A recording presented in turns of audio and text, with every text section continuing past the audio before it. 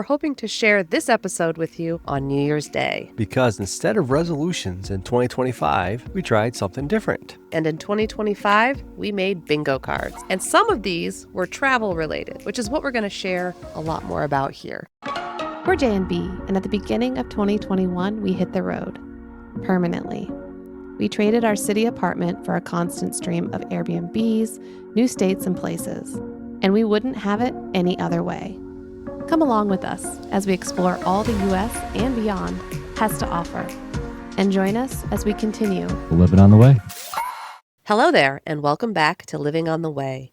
This is our podcast where we share what it looks like to build a life around travel, work, and curiosity. And we are coming to you on location on one of our last days spent in Hawaii. There's much more to come in an entire Hawaii series. However, we're hoping to share this episode with you on New Year's Day. Because instead of resolutions in 2025, we tried something different. I'm Jay. And I'm B. And in 2025, we made bingo cards. Yes, actual bingo cards. They weren't digital. They were real, printed, laminated bingo cards. That's right. We had them laminated and sent to Staples for printing. On one side, we had Jay's, and on the other side, we had me. There's 24 mini goals for each of us, plus a free space because bingo rules apply. So bingo instead of resolutions. We've realized over the years that big dramatic resolutions can work, but sometimes you need to do something a little different. So it wasn't our style this year. So we still like goals, but we don't love the pressure of this one thing defines my entire year. Especially when life on the road is unpredictable. So instead, we wanted something that felt low pressure, high fun, and very flexible. If you hit a square, awesome. If you don't, there's no guilt spiral. Some of these goals, these mini goals, were personal. For instance, I put on a bingo square that I wanted to relearn how to drive with a trailer. I haven't done that in over a decade, but I didn't reach that goal this year. But that's okay. Now I get to decide if I want to move it to 2026 or just let that one go for right now. And some of these were travel related, which is what we're going to share a lot more about here. And spoiler, we did not clear the board. Which honestly, I think made it better. Okay, so like I mentioned, we're going to talk about a few of our travel related goals we had on our bingo card in 2025.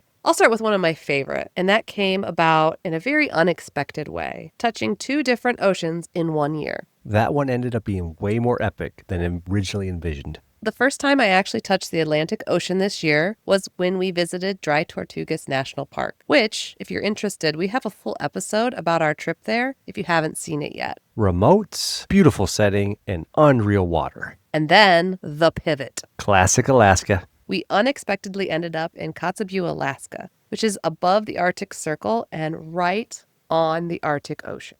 Pretty sure at the beginning of the year, you were expecting to complete that bingo square by touching the Atlantic and the Pacific. Exactly. I knew we were going to be visiting, at the very least, Olympic National Park and the Redwoods National Park. So one of those was going to lead me to the Pacific Ocean. But when we unexpectedly ended up at the Arctic Ocean, we both quickly ran in to touch our toes to cross it off. Fastest ocean entry ever. Touching the Arctic Ocean, a place that's genuinely hard to reach, was really a special moment for me. And yes, we eventually did hit the Pacific Ocean when visiting those national parks and also in Hawaii, but the Arctic was a surprise highlight. My second big bingo moment, visiting my 50th state. Saving the best for last. Good old North Dakota. North Dakota. So we already needed to visit Theodore Roosevelt National Park, which is in North Dakota. And so I did what we do, which is try to make an experience of the things that we accomplish. And so we decided to stop at the Fargo Visitor Center, where I got my official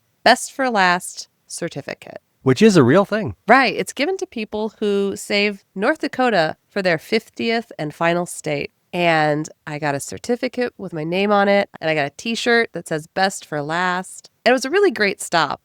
And not to be a spoiler alert, but we actually also did the same kind of thing when we reached our last national park. So after decades of traveling, that little piece of paper just really meant something to me. And it's been sitting in my laptop bag, and I like to look at it every once in a while. And next. Wait. Before we move on, I have to mention an honorable mention, which is going to be going back on the 2026 bingo card, and that was visiting 2 new tiki bars. And we do love a good tiki bar. I've been to the Trader Sam's at Disney World before, but in 2025, I finally went to Trader Sam's at Disneyland. Same, but different. And then when we were in Vegas, we actually did multiple tiki bars, including the Golden Tiki, which became a favorite for me because I like the vibes. Jay is less enthusiastic because I don't think he likes the drinks as much. Yeah, they're just not strong enough. Although, in Vegas, I did like the Golden Monkey, which is in Resorts World. Yeah, it has much more laid back vibes, but they do give you the really awesome tiki glasses when you get your drink. We do talk about our whole Vegas hopping experience, where we do cheap eats and expensive drinks, where we actually visited some of these tiki bars. So if you want to look for that, I'll have it linked below. Now, just a few of my highlights. And I'm going to start out with the big one. And I might have undersold this a bit, but I had on there, visit all the national parks in the lower 48 states. Which was ambitious at the beginning of the year. Yes, at the start of the year, we knew we had just over 20 parks left to visit, and we thought we could put together a plan to visit them all. And then you exceeded that goal. Spoiler alert for an upcoming episode. Yes, we crushed it, with Yosemite becoming the final part of the continental U.S. And I think that part completely surprised us. We do actually have a whole episode on our trip to Yosemite and how we experienced it, because I don't know if we knew what to expect, but it surpassed at least my expectations. By that point, we had visited 60 plus parks, and we have some good tips in there about how to take advantage of visiting Yosemite.